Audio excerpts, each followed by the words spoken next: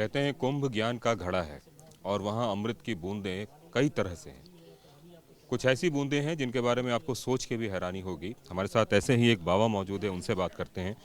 बाबा, अचानक आपके बारे में लोग जानना चाहते हैं, समझना चाहते हैं कि आखिरकार आप क्यों बाबा बने। सबसे पहले तो अपना परिचय बताएं। नाम तो मेरा अभय सिंह है और हरियाणा से जन्म स्थान है मेरा, हरियाणा झज्जर। उसके बाद क्या पढ़ाई वगैरह के बारे में बात करनी है। हाँ, तो 12th तक जैसे मैंने स्कूलिंग वहाँ पे की, झज्जर के अंदर ही। उसके बाद आईआईटी के बारे में पता चला तो उसकी प्रिपरेशन की। फिर आईआईटी बॉम्बे में गए एरोस्पेस इंजीनियरिंग के लिए। फिर वहाँ पे शिफ्ट हुआ थोड़ा कि नहीं नहीं, ये जवाब नहीं है, ये नहीं करना है लाइफ में।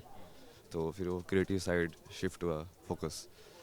तो उसमें फिर वो मास्टर्स किया डिज़ाइन के अंदर, all of the like photography, film making, animation, इन सब के अंदर। फिर उसके अंदर काम किया, बट उसके अंदर भी समझ में आया यार नहीं यार, इट्स लाइक ठीक है, मज़ा आता है बट एक लिमिट के बाद ही मज़ा नहीं आता है। वो जॉब बन जाता है, लाइक वो वैसी चीज़ बन गई जो नहीं चाहते थे तुम बनना। क्योंकि वही चीज़ बनाना चाहते तो तुम ये उसमें ही कर लेते ना, आईआईटी के बाद ही जॉब कर लेते। पैसे तो बहुत मिलते हैं उसके अंदर ही, वही। तो तुम वैसी चीज़ ढूंढ रहे थे जो बिना पैसे के तुमको वही खुशी दे, बट वो नहीं मिली वही। आपने कनाडा के लिए भी ट्राई किया, विदेश जाके पढ़ाई पढ़ने की भी सोची? नहीं नहीं नहीं, कनाडा में मैंने पीआर किया ना, मतलब अच्छा। वो पीआर वहाँ पे एप्लीकेशन होता है। So basically it's like entrance only. So you have to give like IELTS and you have to give all this, then you calculate your points. बहुत मुश्किल एग्जाम होता है वो। हाँ, वो भी मुश्किल ही है। कट ऑफ पार करनी होती है उसके अंदर भी, like they release the cut off, like above this point these people can apply for PR successfully. It's like IIT only. So then applied for PR, I got the PR, then I went to Canada, did job for like 2.5 years there. 2.5 साल आपने Canada में नौकरी की। किस तरह का काम करते थे वहाँ पे? वहाँ पे ये जैसे ई कॉमर्स कंपनी है वहाँ पे, कैनेडियन टायर करके। जैसे यहाँ पे अमेजन है ना, ये सब है, फ्लिपकार्ट है। तो वहाँ की वो लोकल मान लो, उसके स्टोर्स भी हैं, ऑनलाइन भी है। तो उसके अंदर वो उसकी वेबसाइट वगैरह पे काम करते थे, डिज़ाइन का ही। लेकिन वहाँ भी मज़ा नहीं। नहीं, वहाँ पे तो जब मैं पहुँचा था तब तो ज़िंदगी में मज़ा ही ख़त्म हो गया था। वहाँ तक पहुँचते पहुँचते तो पूरा रस ही ख़त्म हो गया था, पेट्रोल ही ख़त्म हो गया था। बट वो जो जो पेट्रोल ख़त्म हो जाता है तभी वो गाड़ी वो रुकती है। जो वो गाड़ी रुकती है तो फिर मन शांत होता है, फिर तुमको समझ में आता है। ऐसा कौन सा मोमेंट है जब लगा कि नहीं, कुछ और करते हैं आप? ऐसा मोमेंट नहीं आया, ऐसा मोमेंट आया कि जो समझ में आया कि कुछ भी करने का क्या ही मतलब है। मतलब सब मिथ्या है, ऐसा लगा? हाँ, फिर वो कंप्लीट सस्पेंशन जिसको बोल सकते हैं ना, ये सब कुछ लाइक ठीक है जो है। तो फिर वो पहले तो जैसे तुम सोच सोच के उसके पीछे भाग रहे हो।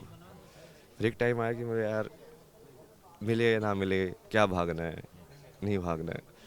इस बीच में कभी ऐसा नहीं हुआ कि परिवार बसाते हैं? थोड़ा सा हुआ बीच में।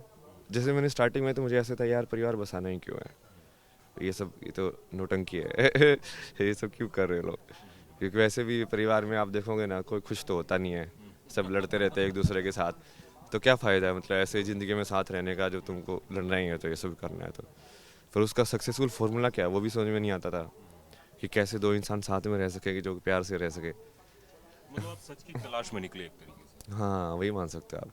अच्छा। तो इसलिए जो आपने स्टार्टिंग में जवाब दिया ना कि ऐसे बाबा बनना ये सब, वो एक्चुअली कुछ नहीं है ना वैसा। आपकी तलाश पूरी हुई या अभी भी जारी है? मतलब अ, ये मान के चलो कि जो कोर पॉइंट है वो तो समझ में आ गया ना मेरे को। अब उसकी फेरीफेरी जो है, जिसका मैंने एग्जांपल दिया ना, कि जैसे एक माउंटेन है ना, उस पर एक चढ़ने का आपने एक रास्ता निकाल लिया है, ठीक है। और आप ऊपर तक चढ़ भी गए हो। ठीक है। अब आप ये एक्सप्लोर कर रहे हो कि इस पर जाने के कितने रास्ते हो सकते हैं, और वो अलग अलग मेथड्स, उसको एक्सप्लोर करना एक्सपीरियंस के थ्रू, कर करके। क्या अच्छा ये वाली साधना है, अच्छा नाम जप करने से क्या होता है, अच्छा ये रुद्राक्ष क्या होता है, अच्छा ये सब पहनने से क्या होता है। तो तुम उसको करोगे, फिर उसको एक्सपेरिमेंट करोगे, अच्छा कुछ बदलाव हो रहा है क्या मेरे अंदर। फिर तुम उसको देखोगे, फिर उसको साइंटिफिकली, अच्छा ये ऐसी चीज़ काम करती है, ये वाली चीज़ ऐसे काम करती है। तो जब तक तुमने उस चीज़ का महसूस नहीं किया, जब तक तुम बोल नहीं सकते। जब तो एक्सपीरियंस अनुभव में नहीं आई जब तक। वैसे पूछना ही चाहिए, लेकिन मैं फिर भी पूछ रहा हूँ, आपकी सैलरी क्या थी जिस वक्त आप थे? तो यही सवाल सब पूछते हैं, वो आप बोल रहे हो, पूछना नहीं चाहिए। मैं पहले ही माफ़ी मांग रहा हूँ। अगर बुरा लगे तो फिर आप नहीं भी बता सकते, लेकिन फिर नहीं भी। नहीं, उसमें बुरा लगने की बात नहीं है ना। बट वो हाईलाइट होने से फिर वो दूसरी चीज़ हाईलाइट होती है ना भाई। और ठीक है, वो कनाडा में तो जैसे डॉलर्स में तुम कमाते हो, तो वो भारत के रुपए में कन्वर्ट करेंगे तो ये मान के चलो 3 लाख के आसपास। इनिशियल जो स्टार्टिंग में गए थे तो उसके बाद तो वो जैसे बढ़ भी गया था, वो आवरली पे करते ना वैसे तो जैसे $30 पर आवर, फिर लाइक $40 पर आवर, तो उस टाइप से। और तुम जितना वहाँ पे तो अपॉर्चुनिटीज़ तो बहुत होती है, मतलब तुम चूँकि वहाँ पे पैसे कमाने की मशीन ही है ये सब देश। मनी मशीन फैक्ट्री से निकलकर जो ये अध्यात्म की फैक्ट्री में कब से फिर आए, कितने दिन हो गए यहाँ आए? मतलब का इस सेक्टर में आए हो स्पिरिचुअल ये सेक्टर? मतलब 3.5 साल के आसपास हो गया, अलग अलग तरीके से ना। शुरू में मैंने जैसे बुक लिखा, फिर वो जो किसी को कुछ समझ में नहीं आया, पब्लिशर्स को भेजा, और किसी ने पब्लिश नहीं किया। तो फिर मैं छोड़ा मंगाऊँ, किसी का मतलब ही नहीं है इस दुनिया में, तो मुझे क्या मतलब है। आपने किनसे दीक्षा ली? कहते हैं कि दीक्षित होना जरूरी होता है, ऐसा भी मतलब मान्यता है प्रचलित हिंदू में। तो क्या आपने किसी से दीक्षा वगैरह भी ली?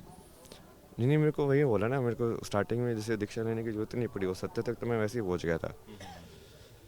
तो उसके बाद फिर वो वही है कि उसको फिर वो अलग अलग टेक्निक सीखने के लिए, जैसे मैं सदगुरु के आश्रम में भी गया कोयम्बटूर, तो वहाँ पे पूरा जो योग का जो विज्ञान है, जो साइंस है, उसको एक्चुअली में कैसे कैसे करते हैं, आसन प्राणायाम ये सब क्या होता है, करना कैसे होता है उसको, राइट टेक्निक क्या है उसकी, पूजा वगैरह क्यों करते हैं, कैसे करते हैं, भक्ति क्या होती है, ये सारी चीज़ें समझी।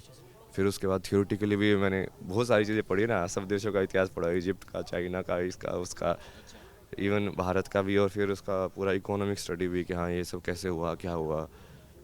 फिर एस्ट्रोनॉमी, अभी जैसे पूरा है वही, उसको वही काम है ना, वो सारे ज्ञान को एक साथ करने का ना। तो ज्योतिष से लेके, वास्तु से लेके, बायोलॉजी से लेके, केमिस्ट्री से लेके, मैथमेटिक्स से लेके, जितना भी है उस सबको एक कर दो मतलब।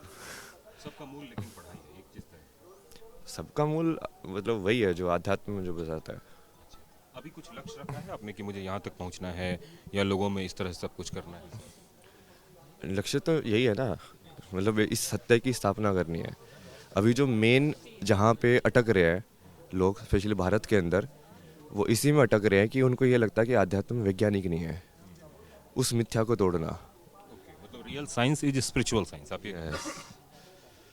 क्योंकि जब तक तुम उसको अंदर से नहीं समझ रहे हो, इट्स लाइक तुम जो अभी जिस चीज़ को साइंस बोलते हैं, वो सब्जेक्ट को नेग्लेक्ट ही कर देती है, वो सिर्फ ऑब्जेक्ट पे ध्यान देती है, वो उसको नहीं देखती जो उस ऑब्जेक्ट को देख रहा है। दृष्टा को नहीं देखते, वो दृश्य को देखते हैं, और दृश्य को देख के एनालाइज करते रहते हैं कि हाँ इसमें ये पैटर्न आया, इसमें ये पैटर्न आया। बाहरी दुनिया को देख के फिर मन करता है कि एक बार फिर से कनाडा चलते हैं? नहीं नहीं नहीं, अब नहीं। मतलब अभी तो अभी तो बहुत कुछ होने वाला है। अभी तो मतलब कनाडा क्या, अब तो सारा संसार ही आएगा, देखना होगा धीरे धीरे।